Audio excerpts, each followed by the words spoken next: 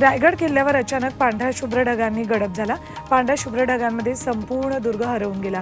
अवकाळी पावसामुळे धुकं आणि ढगांची दाट चादर रायगडाभोवती निर्माण झाली होती। पाचाडमधील व्यावसायिक अनंत देशमुख यांनी हे दृश्य आपल्या कॅमेऱ्यात टिपले आहेत। पंढरपूर तालुक्यात पाण्याअभावी द्राक्ष बागांवर दुष्काळाचं सावट दिसतंय। कासे गावातील शेतकऱ्यांना द्राक्ष बागेवर कुऱ्हाड चालवली। गेल्या 1.5 महिन्यापासून नीरा भाटघर कालव्याला पाणी नाहीये। विहिरी कोरड्या पडल्यात। पाण्याअभावी द्राक्ष बाग जळून जात आहेत, त्यामुळे शेतकऱ्यांना हा निर्णय घेतलाय।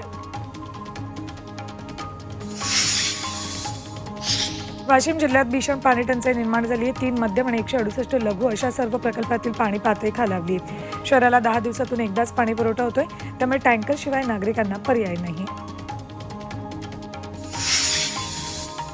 गोंदिया जिल्ह्यात प्रमुख जलाशयांची पातळी झपाट्यानं कमी होते।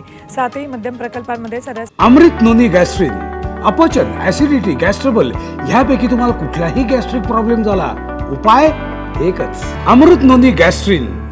30% इतका साठा शिल्लक आहे। मान्सून आणखी लांबला तर भीषण पाणी समस्या निर्माण होण्याची भीती आहे। आरटी प्रवेश प्रक्रियेला मुहूर्त लागलाय। आजपासून आरटी प्रवेशासाठी पालकांना ऑनलाईन अर्ज करता येणार आहे। ज्या पालकांनी त्यांच्या पाल्यांची यापूर्वी आरटी प्रवेशासाठी नोंदणी केली आहे, त्यांनाही पुन्हा नोंदणी करावी लागणार असल्याचं प्राथमिक शिक्षण विभागाच्या संचालकांनी म्हटलंय। मध्य रेल्वेवर 15 दिवसांचा ब्लॉक घेण्यात येणार आहे। आजपासून 1 जूनपर्यंत विशेष ट्रॅफिक आणि पॉवर ब्लॉक घोषित करण्यात आलाय। या ब्लॉकमुळे काही ट्रेन्स रद्द करण्यात आल्या, तर काही ट्रेन्सचं वेळापत्रक बदलण्यात आले।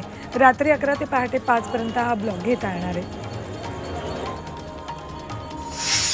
उद्या 18 मे रोजी शेअर मार्केट खुलं राहणार आहे। यावेळी एनएससी आणि बीएससी या दोन्ही स्टॉक एक्सचेंजवर इक्विटी आणि इक्विटी डेरिव्हेटिव्ह सेगमेंटमध्ये एक विशेष लाईव्ह ट्रेडिंग सेशनचं आयोजन केलंय। या दरम्यान एका दिवसासाठी एनएससी आणि बीएससीचा संपूर्ण व्यवहार डिझास्टर रिकव्हरी साईटवर स्विच होईल।